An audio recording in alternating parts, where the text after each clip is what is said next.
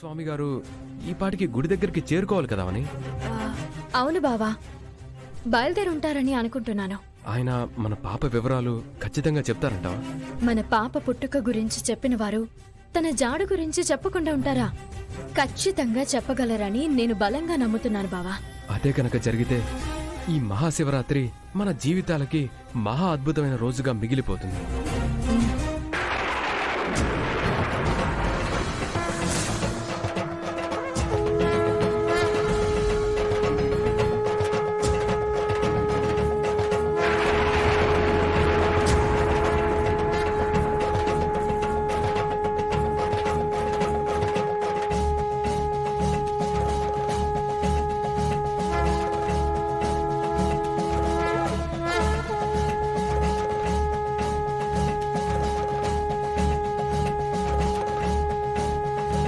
అదిగో వచ్చేశారు.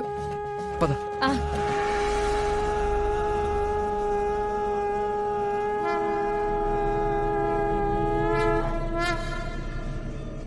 శుభం భూయాత్. స్వామి, మీరు చెప్పిందంతా అవని నాతో చెప్పింది.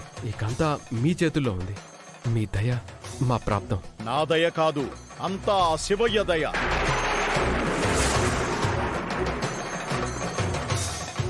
ఏమీ అర్థం కాని వారికి పూర్ణలింగేశ్వరం, అంతో ఇంతో తెలిసిన వారికి అర్ధనారీశ్వరం, శరణాగతి అన్నవారికి మాత్రం ఆయనే సర్వేశ్వర. ఈరోజు నేనిచ్చిన మాట ప్రకారం జరగకపోతే నా ఊపిరాగిపోతుంది.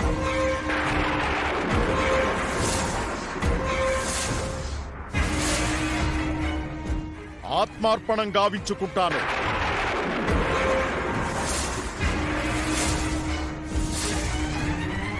నా యాగానికి పరమేశ్వరుని దయ ఉంటుంది. నా సంకల్పానికి ఆ లయకారుడి కరుణ ఉంటుంది.